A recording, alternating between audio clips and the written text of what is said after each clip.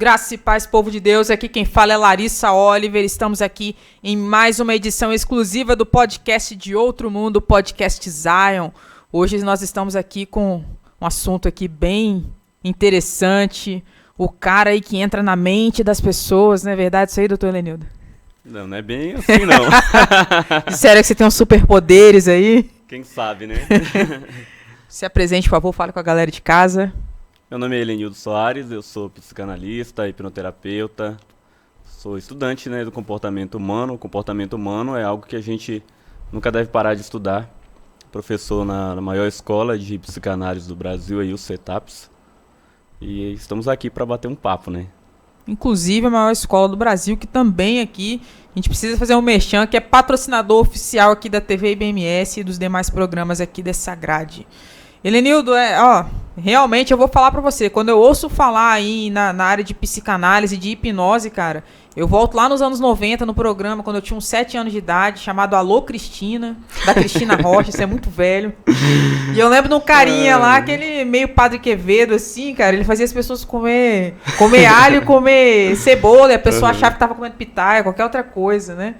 Tava ali hipnotizado e tal. Então é impossível falar de hipnose comigo e eu não associar a essa cena aí mística. E eu gostaria que você falasse um pouquinho, porque assim, é meio que impossível que as pessoas também, quando ouçam falar de hipnose, não associam uma coisa meio mística, né? Uma coisa rapidamente assim já associa. Exatamente. Na verdade, esse negócio não é da minha época não, mas eu sei que tem muito isso mesmo. Na verdade, a minha área é mais a hipnoterapia, né? A hipnose que auxilia as ferramentas terapêuticas. Por exemplo, eu sou psicanalista e sou hipnoterapeuta. Então eu uso a hipnose para o tratamento de demandas emocionais, de traumas, né, de feridas emocionais, mas certamente tem pessoas que se utilizam da hipnose para ganhar dinheiro, por exemplo, com hipnose de palco. Aí entra essas brincadeiras aí de falar, durma, quando você abrir os olhos, você vai estar comendo uma maçã, e aí é uma cebola, a pessoa come ali uma cebola, tendo a interpretação de que aquilo ali é uma maçã. E é real ou isso é charlatanismo, cara? Não é charlatanismo. É engraçado, na verdade, né? Parece ser charlatanismo, mas a hipnose tem um poder muito grande sobre a mente humana, sobre o cérebro. O nosso cérebro, ele já tem uma predisposição a fugir da realidade. Isso é fato, né? E a hipnose tem o poder de potencializar isso, né? Na hipnose existe um pressuposto de que nada é real. Tudo que a gente interpreta, tudo que a gente compreende é resultado de decodificações mentais, de interpretações, de alterações da nossa mente. Em PNL a gente aprende que, na verdade, nós temos mapas dentro de nós, mas não temos territórios. E o que é isso? Para a PNL, nós interpretamos o mundo através dos nossos 5 sentidos. E ao interpretar esse mundo, ele se altera dentro de nós. E a hipnose é a utilização de técnicas para provocar essa alteração de realidade. Então, por isso que você vai ver aí pessoas comendo cebola e achando que é maçã. Mas, na verdade, é uma alteração momentânea da realidade. Mas eu já quero deixar aqui uma coisa bem explicada. A hipnose ela não tem o poder de controlar você, por exemplo. Se eu for hipnotizar você e você não ter o desejo de ser hipnotizado, eu não consigo hipnotizar. Isso, inclusive, que eu ia te perguntar, né? Por exemplo, esses caras que fazem hipnose aí de palco, né? Por exemplo, chega aí pra mim, você vai ficar aí durante 3 meses em transe achando que eu sou o Brad Pitt. Isso pode acontecer? Não, né? Não. O pessoal fala que eu hipnotizei a minha esposa, né? Mas não, a hipnose não funciona dessa forma, né? Agora, o que eu sei é que na hipnose utilizada em terapia, ela tem um poder incrível. Ela tem o poder de potencializar as suas crenças empoderadoras, as crenças que fazem você ter certeza de quem você é no mundo, sabe? Da sua identidade, da sua autoevolução e consciência. Então, meus estudos são mais focados em terapia. Bacana, cara. Inclusive, né, você com uma bagagem, assim, falando tão eloquente, que mal lhe pergunte... Não, é sério, cara. Ele acha que eu tô fazendo piada. Qual a sua idade mesmo, menino? Eu vou fazer 30 anos em dia 29 de março. Menino. Vocês que estão assistindo aí já podem mandar presentes pra mim. Isso aí. E eu gostaria de saber como que começou essa paixão aí pela hipnose, que eu lembro de você vagamente lá no Jump da DNV, né, cara? Aham. Acredito que ainda você não estava estudando, Já já estudava. estudava? Já Já. estudava, né? Eu estudava, na verdade, a minha paixão pela mente humana se iniciou desde a adolescência. Quando eu era já adolescente na escola, eu era um aluno muito. Tinha um comportamento muito difícil, eu era muito violento, eu tinha alguns traumas da minha infância. E aí, quando eu busquei esse tratamento, eu percebi que a minha mente tinha um poder incrível de me Você era matar. da galera do fundão? Eu era da galera do fundão. Eu reprovei, foram 3 ou 4 vezes na quinta Caramba. série por mau comportamento mesmo meu, assim, comportamento difícil mesmo na Rapaz, tocava o escola. terror mesmo, cara. Sim, e aí quando eu tratei isso, eu percebi que minha mente tinha um poder incrível. Ou de me autodestruir, ou de me levar a lugares maravilhosos, de transformar minha vida. E quando eu tive a minha vida transformada, e essa transformação é contínua, continua até hoje, eu queria levar isso para outras pessoas. Foi daí que eu comecei a pesquisar sobre PNL, sobre hipnoterapia, sobre psicanálise. Me formei em psicanálise no CETAPS, inclusive. Procurei outros cursos para me especializar e estou até hoje. Fiz pós-graduação em neurociências e comportamento e até hoje continuo estudando porque é uma área que não tem fundo, né? É como se fosse um oceano que você continua mergulhando e nunca chega no fundo. Hoje, a nível de título, você é um mestre? Não, tenho Você pós... pós-graduação, não fiz mestrado Não, ainda, ainda não. mas pretendo fazer mestrado na área também. Não, bacana. E hoje você segue a vida atendendo pessoas. Você tem um consultório próprio. Atendo pessoas e no meu consultório em frente ao Hospital Vila Velha. Deixa o endereço, inclusive. Me sigam no Instagram, @Elenildo Soares, né? Aproveitar aqui já para divulgar o Instagram. Faz o mexão. Lá de vez em quando você vai ver alguns posts. Eu não sou muito assíduo com os posts no Instagram, mas eu tenho um projeto aí para o ano que vem eu conseguir dar mais atenção ao Instagram. E eu atendo várias pessoas que têm sofrimentos terríveis, levam sofrimentos terríveis na vida e eu consigo ajudar muita gente que entra por lá muitas vezes sem expectativa de vida, pessoas que não têm esperança nenhuma mais, que já bateram em várias portas, chegam lá e o Senhor me deu essa ferramenta para ajudar muita gente. Glória a Deus. Inclusive, eu gostaria de perguntar sobre a majoritária de pessoas que te procuram. Também são pessoas cristãs? Muita gente cristã também. é, Inclusive as pessoas cristãs que chegam, algumas têm um alto preconceito, né? É por isso que eu te perguntei mesmo. Eu sei Tem que um tem alto essa preconceito. Poxa, barreirinha. como é que eu estou procurando a terapia? É como se estivesse traindo Deus, na verdade. Aham. Né? Estivesse tirando o poder de Deus, procurando o tratamento, procurando a ajuda. Então, o primeiro momento, quando essas pessoas chegam, eu tenho que desmistificar isso, Já né? chega no estado de negação já, né? Exatamente. Elas chegam com um pouco de vergonha, com um pouco de timidez.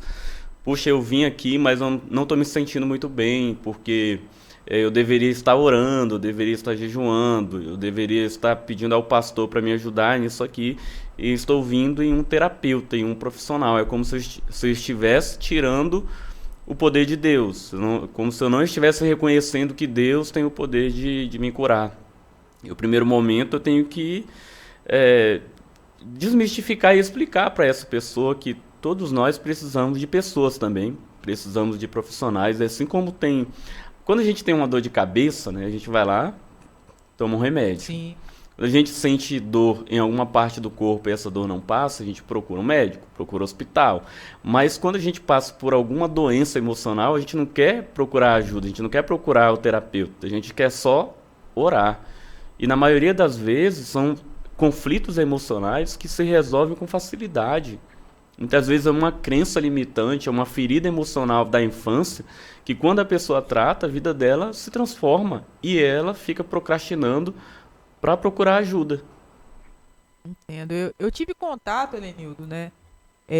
Algumas vezes com o programa de cura interior, essas coisas, eu acho ferramentas que são até válidas, né, na igreja, né? Algumas pessoas que eu conheço passaram por esse processo também. Você chegou a atender pessoas que passaram por esse tipo de procedimento e ainda assim não conseguiram romper? E eu não tiro o poder da cura interior, na verdade, Aham. mas da falta de preparação da pessoa naquele momento. Porque muitas vezes, por exemplo, até na terapia, a pessoa não está preparada para passar por aquele processo de terapia. Eu costumo dizer o seguinte: todo processo de terapia, ele é doloroso. Por que doloroso? Porque quando você vai tratar qualquer demanda emocional, você ganha uma vida transformada, mas você perde muitas coisas também na sua vida. Uma pessoa que passa por relacionamentos abusivos, por exemplo, na vida dela, quando ela vai para a terapia e que ela percebe que ela precisa romper, quebrar esses relacionamentos, não é fácil. Você tem um padrão de comportamento que se reproduz de forma automática, é um padrão. E você mudar, quebrar esse padrão é doloroso, é difícil para quem precisa quebrar esse padrão de comportamento. Então, em terapia, muitas vezes a pessoa chega, ela não está preparada. Eu pergunto para ela, assim, de 0 a 10, o quanto isso dói? Aí a pessoa responde 4. Vou perguntar de novo, de 0 a 10, o quanto isso dói? Ah, uns 5 mais ou menos. Aí eu troco a pergunta. De 0 a 10, o quanto você quer tratar isso, fulano? Aí a pessoa fica confusa, por quê? Porque ela já respondeu que aquilo dói 4, dói 5. Se aquilo não dói o suficiente, ela não vai fazer força para tratar aquilo. Ela não vai. Por trás de toda a dor, toda vez que eu dou aula sobre feridas emocionais, eu falo também sobre os ganhos secundários da dor. Toda dor traz ganhos. Eu conto de uma pessoa depressiva que eu atendi lá em Brasília, em que ela estava tão apegada aos ganhos da depressão que a depressão trazia na vida dela. Toda vez que ela estava em uma crise muito forte de depressão, a mãe dela ia para casa dela, dava comidinha, fazia sopinha. Ela falou assim: Elenildo, você tem que provar a sopa da minha mãe. Quando eu tô depressiva na cama deitada, ela vai para lá, minha irmã senta do lado da minha cama e fica contando um monte de história legal, fica relembrando o passado comigo. E nossa, eu recebo um monte de mensagem dos meus amigos que me incentivam, falam que eu vou conseguir, que eu sou fera e tal. Isso me deixa tão feliz. Na verdade, isso é um ambiente cômodo para a pessoa, né? Exatamente. Aí eu falei bem assim, mas quando você não está nesse momento, quando essa crise, quando essa depressão ela não vem, como é? Ah, não é assim. Porque elas percebem que eu estou conseguindo manter a minha vida. Aí eu falei, como seria perder isso para ter uma vida transformada? Ela começou a chorar. Por quê? Porque ela não estava preparada para se desvincular dos ganhos secundários, dos ganhos que a dor tem a capacidade de trazer. Então, respondendo sua pergunta sobre as curas interiores, muitas vezes as pessoas vão para lá, mas elas não estão ainda preparadas, elas não passaram por uma dor suficiente a ponto de se desvencilhar daquilo que elas ganham tendo aquela dor. Então eu sempre digo, toda dor, ela traz ganhos.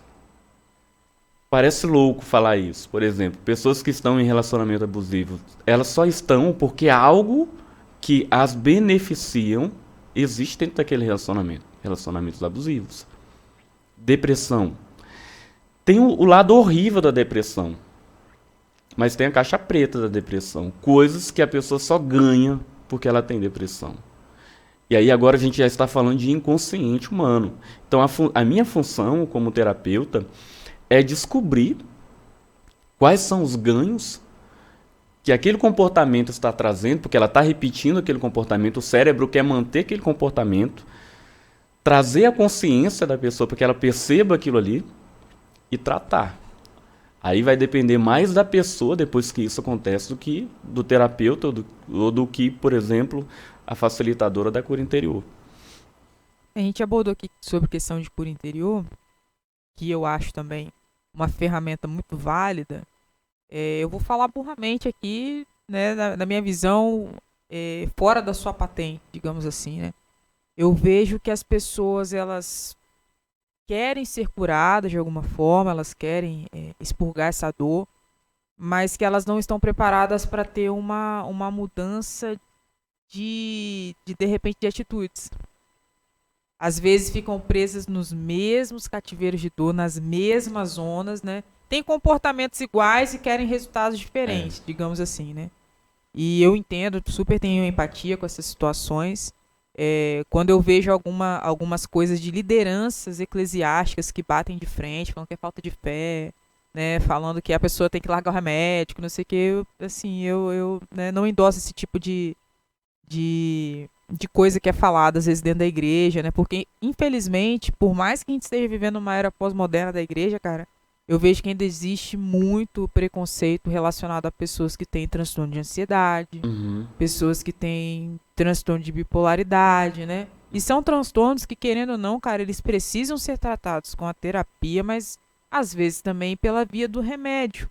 Não tem jeito. Eu conheço pessoas que têm, né, do meu convívio, que tem desbalanceio de lítio. E só a terapia não resolve. Ela precisa fazer reposição daquilo ali. E essa pessoa já ouviu pela cara de líder, isso é falta de fé e tal, não sei o quê. E assim, uma tremenda ignorância, né? Mas eu queria entender sobre essa questão da mudança comportamental. Através da terapia, através das ferramentas que você hoje tem, que Deus hoje te deu por intermédio aí do seu conhecimento, né? Você consegue sugestionar ou até fazer um impulsionamento para que a pessoa tenha uma mudança de comportamento, porque eu quero sair da dor, mas eu não levanto a cama, eu continuo com aquela mesma coisa, mamãe vai lá fazer a sopa para mim e tal. Eu sei que há uma força absurda a ser feita, né, para que a pessoa se levante, para que a pessoa retome a sua vida. Mas às vezes para ela é muito cômodo se manter nessa posição. Você consegue, através dessa ferramenta, sugestionar ou até mesmo impulsionar para que a pessoa tenha uma mudança de comportamento? Eu costumo dizer que eu sou um facilitador, né? Às vezes vem um paciente que às vezes traz uma vida cheia de feridas emocionais, carregada de abusos que já passou na vida, e aí tem a vida transformada, né? Aí quando vai me indicar para alguém, a pessoa faz como se eu fosse um vice-deus, né? Aí essa pessoa que vem através dessa indicação, geralmente já vem com um olhar de autoridade sobre o terapeuta tão grande que muitas vezes não quer fazer esforço. Acha que eu vou estralar o dedo assim. E a pessoa vai sair daquele A cativeiro. pessoa já vai sair de lá com a vida transformada. E não é assim. A primeira coisa que eu faço é tirar um pouco dessa autoridade exacerbada que a pessoa me deu quando entrou. Helenildo, eu vim aqui porque eu sei que você é a minha saída. Eu falo, não. Essa frase é perigosa, né? É muito perigosa, cara, porque ela acha que eu vou mandar ela fechar os olhos, eu vou utilizar a hipnose, vou entrar na mente dela, vou mudar o que tem que mudar lá dentro e ela vai sair de lá e a vida dela aqui vai ser colorida aqui fora. E não é dessa forma. O que eu faço com a hipnoterapia é identificar, por exemplo, um perdão. Eu não posso perdoar pela pessoa. Eu identifico lá que é a falta de perdão. Eu não posso chegar assim, não, eu tirei aqui, agora pode ir em paz, não precisa nem perdoar. Não, ela precisa se livrar daquilo. Daquele sentimento de mágoa, de vingança, aquilo que alimenta o envenenamento da alma dela. Eu não consigo fazer isso por ela. Tem coisa que só ela consegue fazer. Eu sou igual um GPS. Falo, ó, eu vou colocar você frente a frente com você mesmo.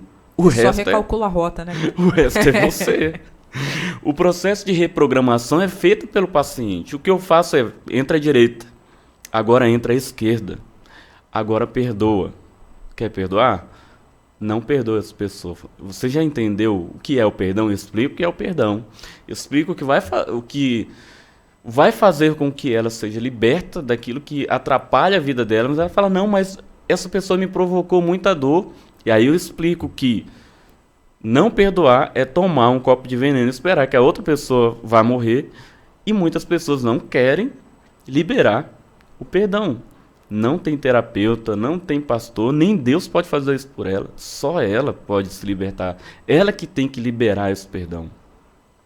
Então, a minha missão em consultório é apenas colocar a pessoa de frente com ela mesma.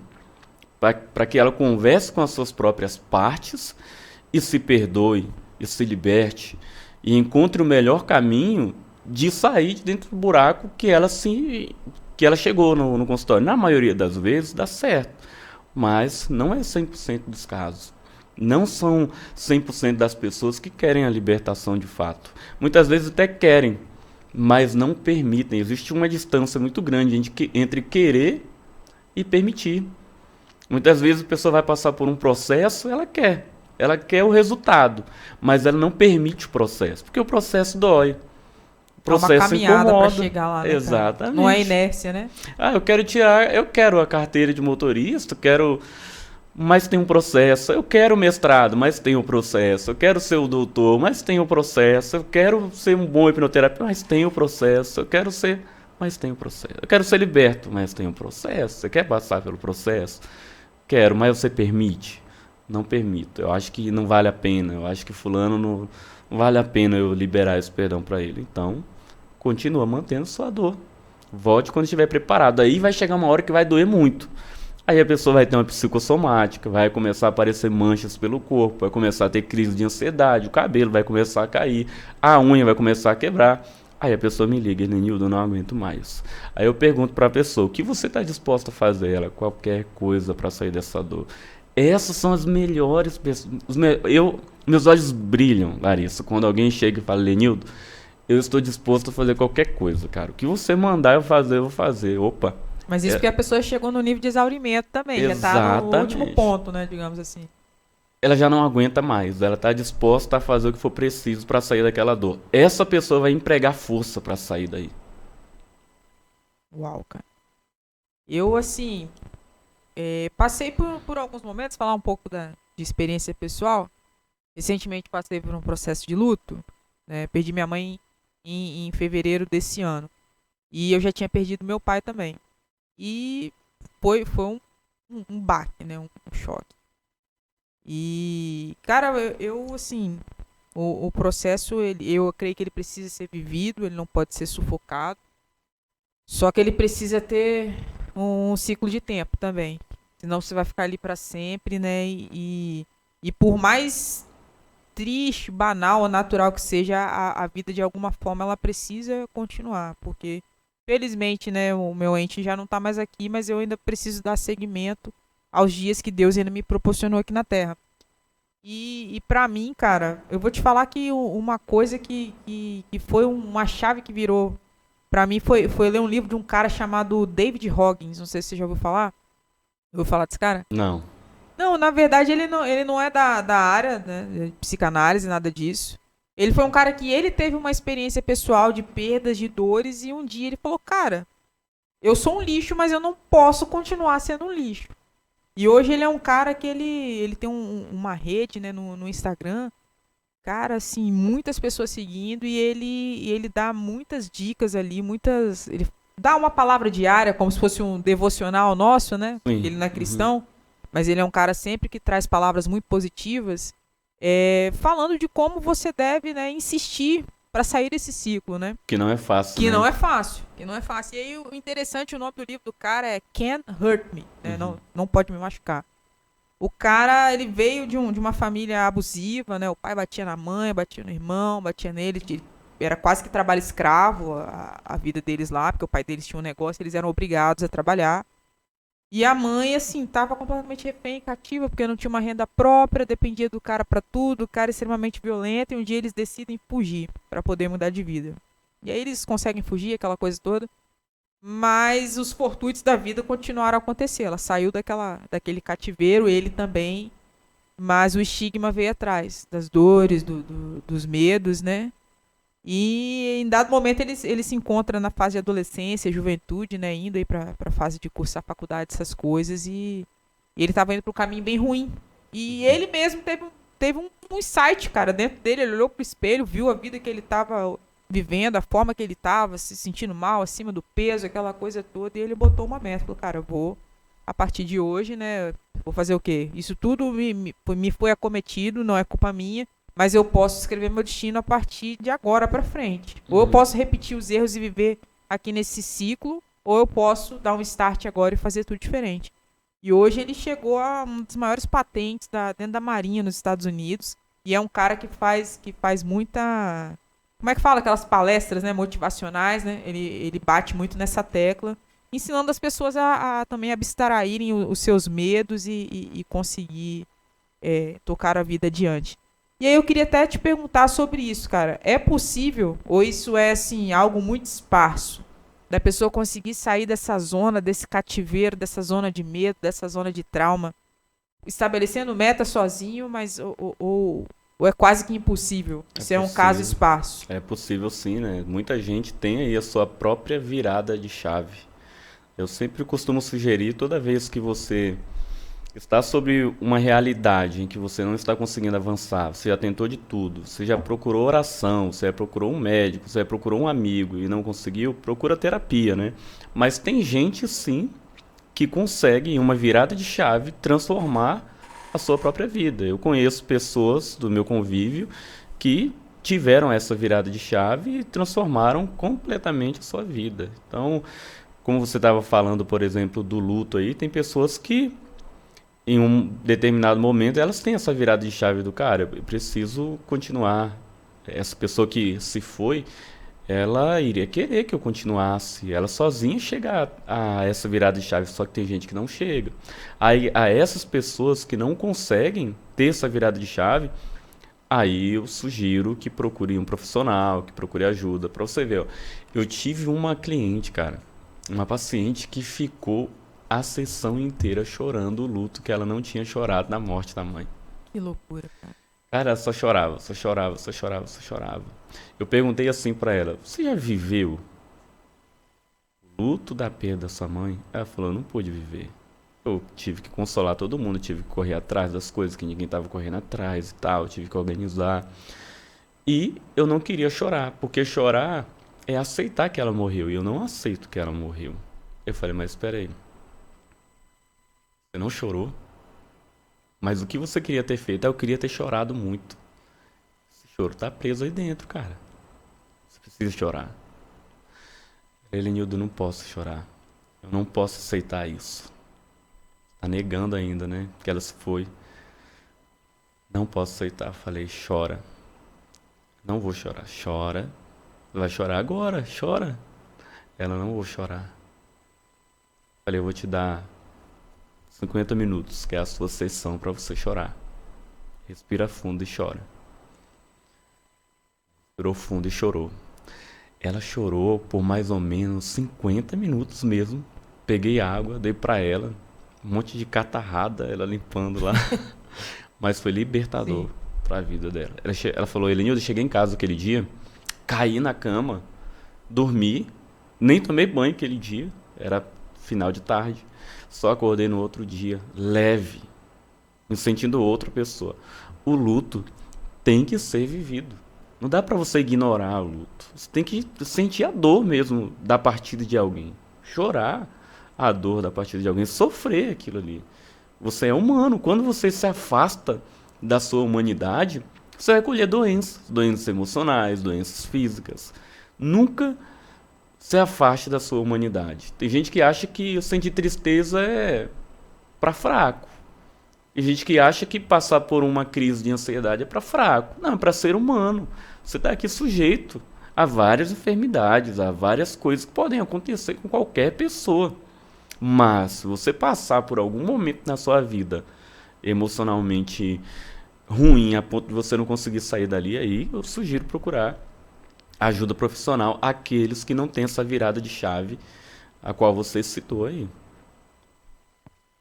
Cara, eu queria inclusive saber de você qual foi assim um caso que pra você assim foi exordial pra você ter um insight, falar assim, cara, isso aqui é meu propósito de vida. Isso aqui é a minha vocação. Um caso assim bem escabroso que você pode realmente trazer norte pra vida de alguém e você sentiu muito recompensado por isso, a ponto de saber que você tá no lugar certo, na hora certa, fazendo a coisa certa. Eu tinha isso, né, de o melhor caso. Hoje eu não tenho mais. Hoje eu procuro o caso mais difícil, mais complicado.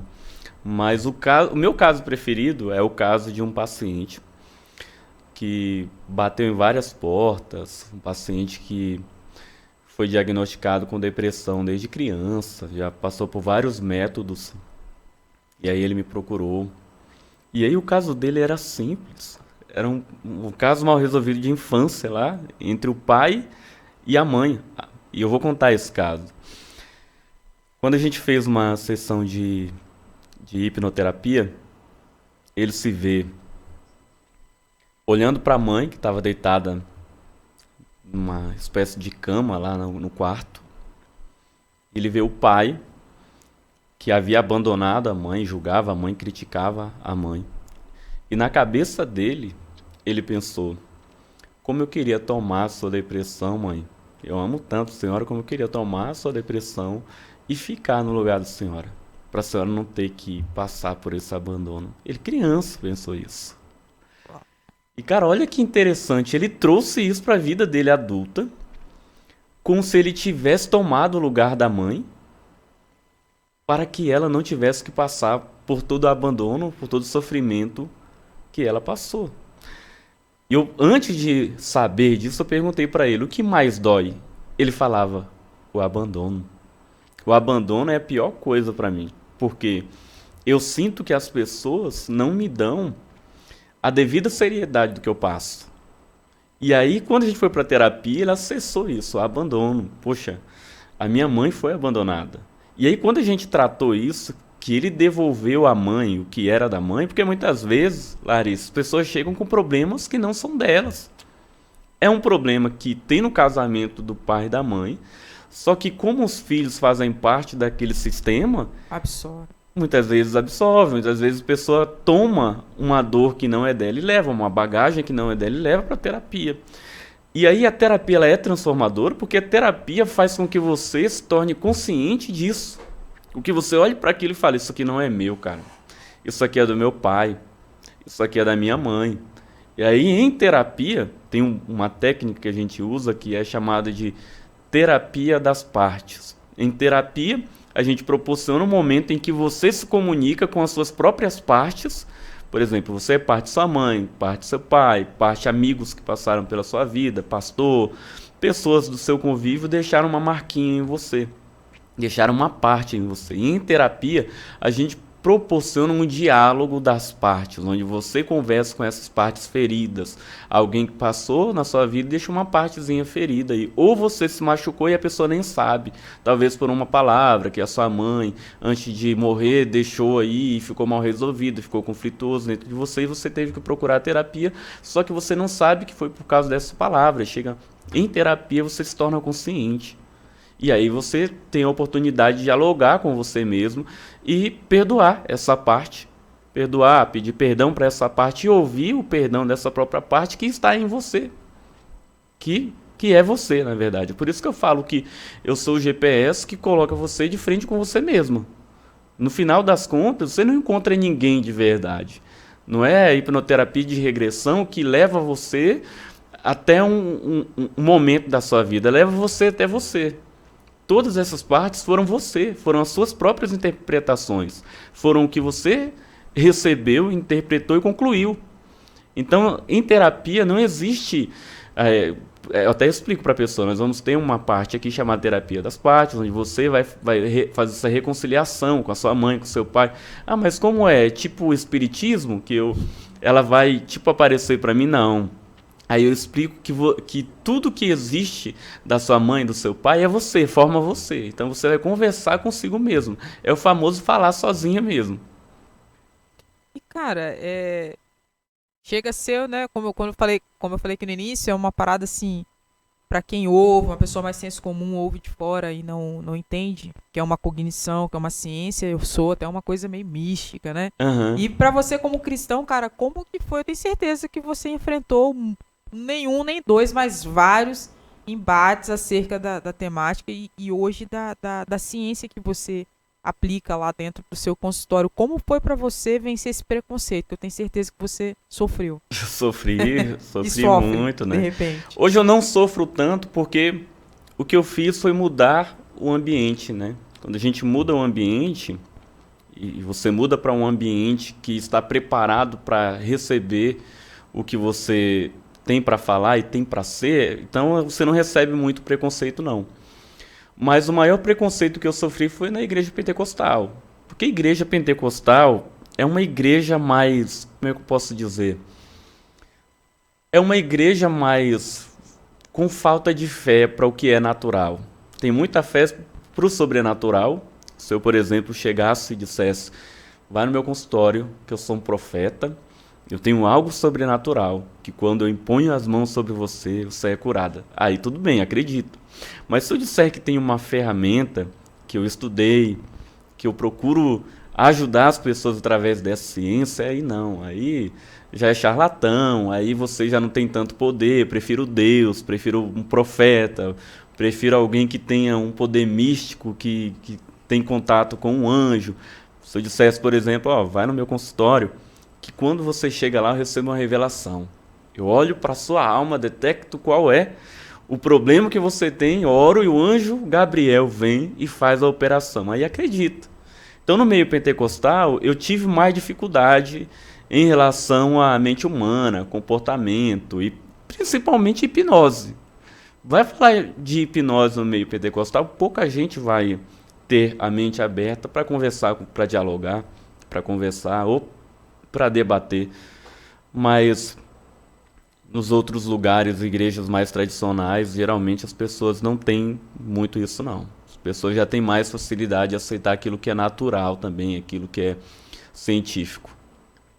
Eu entendo a sua colocação, até endosso em parte algumas coisas, porque é algo até que numa outra conversa aqui eu trouxe à baila sobre um livro de um escritor, ele também hoje está na área da psicanálise, que é o pastor Alcione Emerick, lá do Secrai. Ele escreveu um livro muito pertinente. O título do livro como é que fala? Natural, espiritual ou emocional? Uhum. Às vezes as pessoas cristãs, de um modo geral, eles não sabem discernir que há três estados, né? Há três situações diferentes e a gente canaliza para uma só. É tudo espiritual. Ah, seu cabelo tá caindo. Não, foi uma inveja, vamos orar. Alguém Não, fez uma macumba, às né? vezes você tá com falta de vitamina D, vai tomar um sol, vai fazer uma reposição, né? E aí eu vejo que isso, às vezes, as pessoas ficam muito entranhadas nessa coisa, né? Sem expandir para abrir as coisas, para olhar para as coisas periféricas. Pode ser sua saúde, cara. Você pode estar com desbalanceio de alguma coisa. Ah, você tá se sentindo triste, não tá se sentindo bem? Às vezes você precisa falar com alguém, tá passando por uma situação, tá sob pressão. Às vezes você tá com problema de desbalanceio de lítio, tá faltando a serotonina aí, vamos correr na esteira, fazer alguma coisa, né? Mudar a alimentação, né? Exatamente, por aí vai, né? E aí a gente vê que as pessoas ficam muito atreladas, né? Só no ramo espiritual, que eu, como cristã, como uma pessoa também que tem raízes assembleanas, creio que, né, nessas coisas todas. Mas eu acho que, como um todo, a gente vive em outras esferas também. Assim como eu vejo a pessoa também estar com problema. Né? Às vezes, cara, tudo bem você ir no culto para você se renovar, mas às vezes você só tá precisando sair um pouco da sua casa e ir para um outro lugar, tomar um ar, respirar. Isso faz Às vezes tá parte precisando de um também. abraço, né? Às vezes Coisas simples, né? Às vezes tá precisando ligar para alguém, conversar com alguém. Eu ainda acredito que Deus usa situações naturais para promover um sobrenatural. Exatamente. É por isso que a gente tem que ter sensibilidade, né? Eu sempre, quando as pessoas me perguntam, Helenildo, até onde você consegue entender que a ciência dá conta, até onde você consegue entender que dali para lá é Deus? Eu sempre digo, não existe uma fórmula mágica, um passo a passo para você saber. Quando você tem sensibilidade espiritual, você consegue entender que dali para lá já foge da sua alçada. Você bate o olho e Deus te mostra. E você consegue sentir que, olha, isso aqui não é para mim. Esse tipo de tratamento não é para o terapeuta, não é para hipnose, não é para PNL, não é para o professor. Esse tipo de tratamento aí é ela e Deus. Isso não quer dizer que ela não possa passar por esse tratamento entre ela e Deus também com um acompanhamento terapêutico. Mas se você tiver uma sensibilidade espiritual, você consegue entender que você vai ter muita limitação num caso como esse, por exemplo. Olha, eu vou legislar aqui em causa própria, né, em relação a essa situação. Eu já passei por tratamento, né, passei por terapia, tratamento até, né, psiquiátrico, precisei na época de tomar remédios que fui detectado na época que eu tinha transtorno obsessivo compulsivo.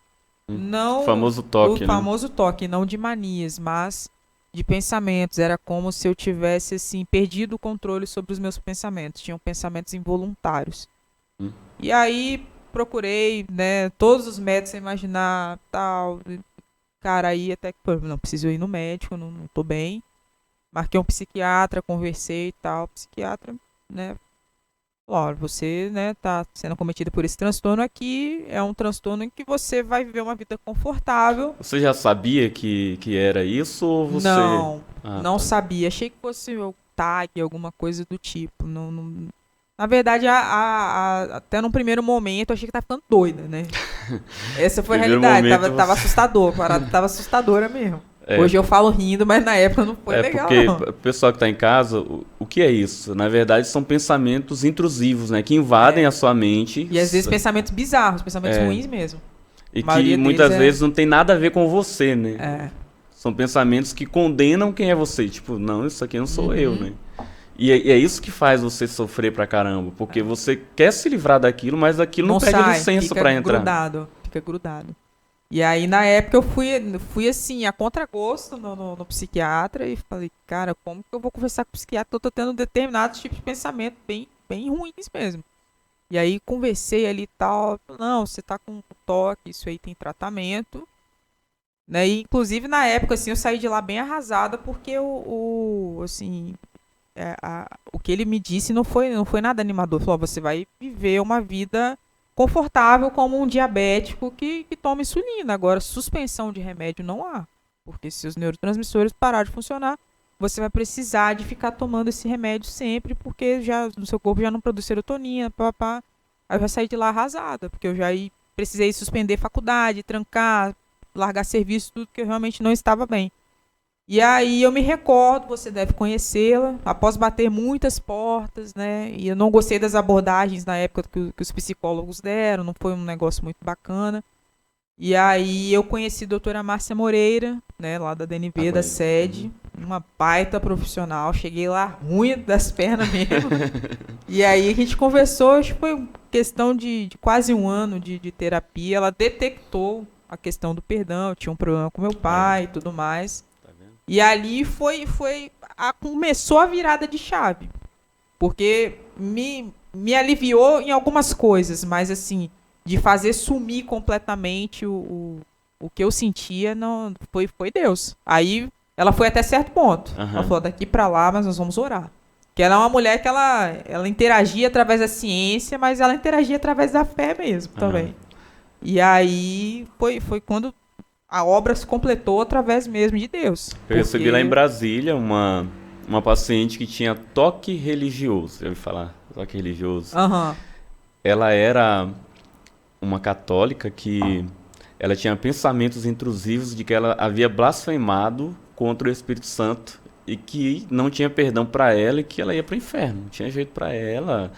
E vinha pensamentos dela xingando o Espírito Santo, dela xingando Deus, e ela não conseguia controlar isso. E isso colocou essa pessoa numa depressão muito profunda, muito forte. Ela não conseguia fazer nada, estava engordando muito. Aí chegou para mim, tomava medicação direitinho e tal. Tinha procurado vários métodos também. E a gente fez um processo em consultório.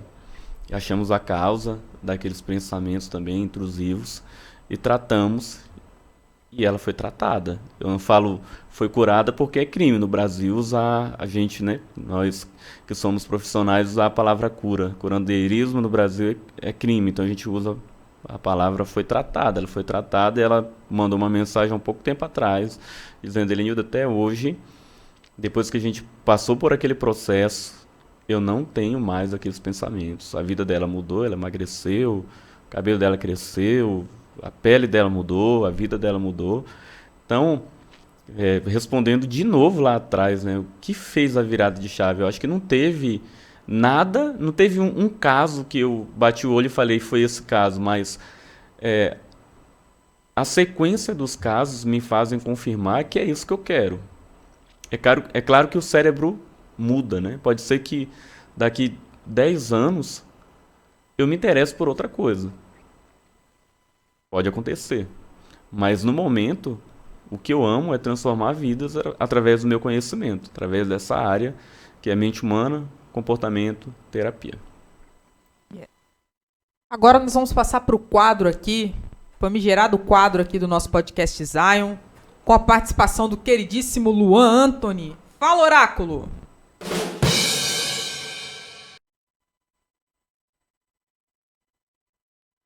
O Oráculo tá aí? Fala, galera, beleza? Boa noite, boa tarde, bom dia. Não sei que horário que vocês estão vendo ou ouvindo esse podcast, mas vamos lá. Primeiro comentário para o Helenildo. Lá no começo, quando ela te perguntou quantos anos e tal, ela estava perguntando a sua idade, não o seu tempo de carreira. 29 anos. 29 Engraçadinho anos, ele, né? Vamos lá. Agora falando sério, deixa eu te perguntar. Ouvi aí vocês falando sobre psicanalista e psicólogo. Qual a diferença? O psicólogo fez bacharel em psicologia, né? Fez 5 anos de faculdade. E o psicanalista é um curso livre. O psicanálise é um curso de entre 2 a 4 anos, geralmente. O psicólogo estuda várias vertentes do comportamento humano. A psicanálise tem o foco de estudar principalmente o inconsciente. Tem por fundador aí Freud, né? Em psicologia você vai estudar vários personagens, o Freud, o Ivan Pavlov, o Skinner, vários outros autores são colocados como possíveis teóricos, né, e que você vai seguir depois, né? E tem psicólogos que vão se especializar em terapia cognitivo-comportamental, outros em Gestalt terapia, outros vão fazer psicanálise também. Então a diferença é que um psicanalista estuda psicanálise, o psicólogo estuda várias vertentes do comportamento e depois ele vai escolher que ele quer trabalhar como ferramenta terapêutica em consultório. Ou se ele quer trabalhar em empresas também, né, por exemplo. Sim, entendi. Tá, beleza. Agora vamos voltar lá para hipnose. Hipnose, para que isso? Só para influenciar a pessoa? Teria algum fim medicinal ou estético? Por exemplo, a pessoa que quer emagrecer, teria alguma ligação? A hipnose é uma ferramenta de comunicação, na verdade. Eu consigo hipnotizar conversando. A hipnose é a capacidade de você alterar a realidade de alguém, a realidade subjetiva da mente humana. Então você pode utilizar a hipnose para auxiliar, sim, no emagrecimento, no tratamento de crenças limitantes, no esporte, em terapia. Se você tem alguma dificuldade com algum tipo de alimento, você consegue utilizar a hipnose para influenciar a sua compreensão mental sobre aquele determinado alimento. Então a hipnose é isso, é a capacidade de você alterar a realidade através da comunicação. Toda vez que uma ideia ultrapassa a sua capacidade de raciocinar e se aloja no seu inconsciente, a hipnose aconteceu. E muitas vezes acontece através de palavras, através de imagens, ou através de uma propaganda, por exemplo, na televisão, através do marketing. A hipnose acontece o tempo inteiro, na verdade. Às vezes o pai hipnotiza o filho e ele nem sabe que foi hipnotizado. Uma palavra é capaz de hipnotizar.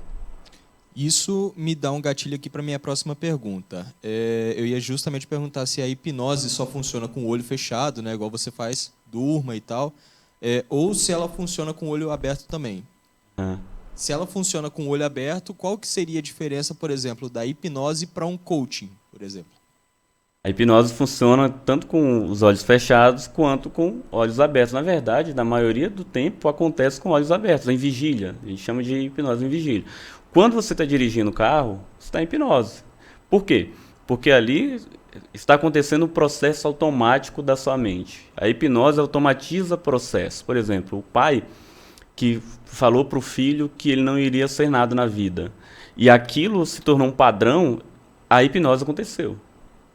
Coach geralmente trabalha com metas, trabalha com... É mais corporativo o coach do que terapia. A hipnose geralmente é mais usada em terapia, agora os coaches também estão usando, porque a hipnose pode ser usada em... Por exemplo, a hipnose pode ser usada na igreja, porque a hipnose é a capacidade de comunicação. É porque quando a gente usa a palavra hipnose, Larissa, tem gente que acha assim, mas na igreja vai usar, aí você vai manipular os fiéis. Não, mas a hipnose é a capacidade de você entender como a comunicação funciona e alterar a realidade de alguém. Não quer dizer que você vai alterar negativamente, você pode alterar positivamente a realidade de alguém. Alguém que pensava de uma forma negativa, você vai se utilizar da hipnose, da comunicação, para fazer com que a pessoa pense de forma positiva, com que a realidade dela mude para melhor. Entendi. Você falou ali atrás sobre emagrecer, né, que pode ser usado também. Vamos lá. Eu estou acima do peso e quero perder peso. Auto-hipnose funciona? Funciona, vai te ajudar muito a auto-hipnose. Eu estou, na verdade, projetando um curso de auto-hipnose. Já pode preparar o seu dinheiro aí, o seu cartão para passar. Opa. Vai te ajudar muito. Falando em auto-hipnose, já que você entrou nisso aí, eu já posso divulgar? Agora.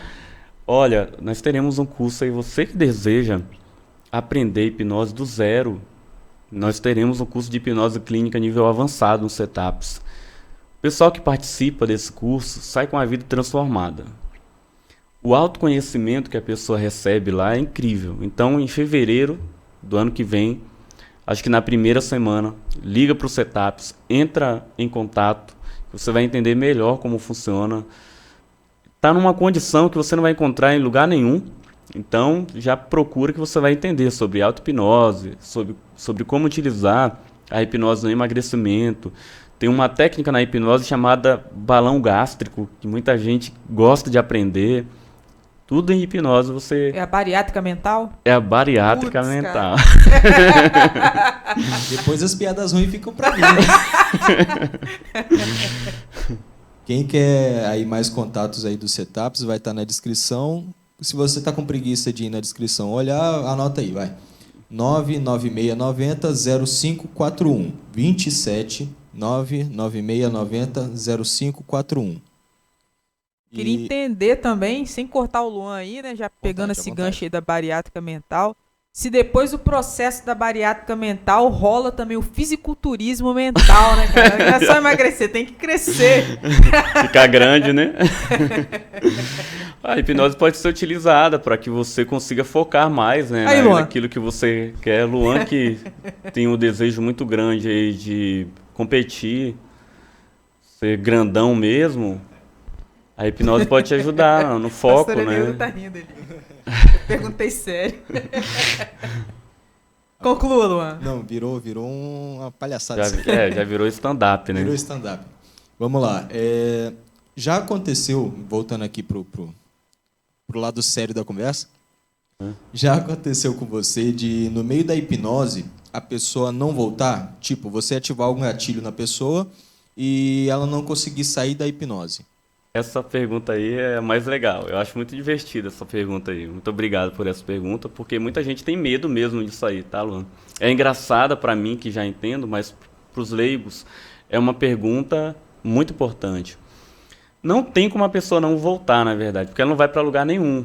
Ela continua ali comigo, consciente. Eu preciso que ela esteja, na verdade, o máximo consciente possível para que ela consiga compreender as mudanças da própria mente. Então, se ela fica inconsciente a ponto de não voltar, eu não consigo tratar essa pessoa, porque ela vai sair de lá sem saber o que entendeu, o que aconteceu, sem entender nada. Então, não existe isso de não voltar, porque ela não fica presa, ela não vai para lugar algum.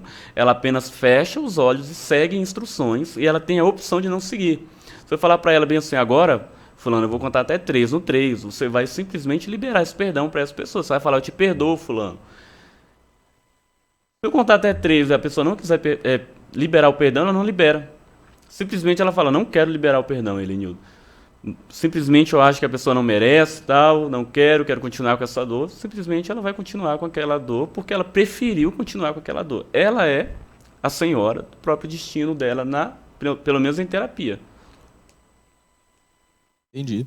Muito bem respondido. Então, se vocês estão satisfeitos com as respostas do Helenildo, lembre que em fevereiro nós estaremos com o curso lá de hipnose. Hipnose nível básico. Isso.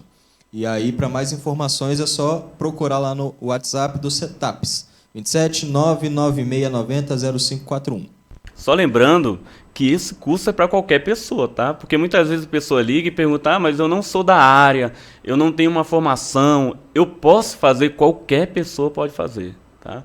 Do nível médio, superior, técnico, quem segue a área, quem não segue. Mas eu sou dentista. Pode. Mas eu sou professor. Pode fazer o curso. Mas eu não fiz nenhum curso de nada. Pode fazer. E não tenham medo, porque vocês não vão ficar presos no metaverso, né? É isso aí. Interessante parecer também. Helenildo, gostaria de te agradecer, cara. Conversa muito esclarecedora, né? Eu que agradeço. Eu quase que me consultei aqui, mas tá valendo. Isso aí é normal, né? Toda vez que a gente vai valendo. falar sobre isso, acontece uma autoanálise espontânea. Não tem como a gente não falar de comportamento, emoções, mente humana, né? E isso não acontecer. Muito feliz em recebê-lo aqui. Gostaria, inclusive, que você deixasse suas mídias digitais e deixasse seu telefone para contato, caso quem nos assiste queira também te procurar. Antes de deixar meus contatos, eu quero também agradecer. Muito obrigado por ter me convidado. Estou me sentindo muito importante. Várias câmeras aqui, vários cortes. Minhas mídias digitais, eu geralmente deixo o Instagram, que é onde eu estou mais ativo, por mais que eu não esteja tão ativo. É o Helenildo Soares, com 2 S no final. E o telefone para contato é o 99713-1518. É o WhatsApp. DDD 27 99713-1518. Isso aí, doutor Helenildo Soares. Vocês que querem dar uma viajada no metaverso, tô zoando. Tô brincando. É só me procurar. É só procurar esse cara aqui, muito competente. Por sinal, inclusive, formado aí pela maior escola de psicanálise do Brasil, CETAP. Se você que deseja saber um pouquinho mais, inclusive fazer parte do curso de psicanálise que também estamos ministrando à distância, basta você acessar o @CETAPS Psicanálise. Para ficar por dentro da nossa programação da TV IBMS, basta você acessar o @TV_IBMS ou acessar a nossa plataforma oficial, que é o tvibms.org. Também estamos na rádio, dê uma ligadinha lá também, é o radioibms.com.br. Fica a dica aqui para você escutar a playlist aí feita pelo pastor Pedro, que deu aquela garimpada nos talentos oficiais aqui de Vila Velha, do estado do Espírito Santo. Escute lá o Gospel do ES, tem muito talento bom aqui na terra. Fique conosco e eu te espero até segunda-feira que vem, em nome de Jesus. Até lá, tchau, tchau.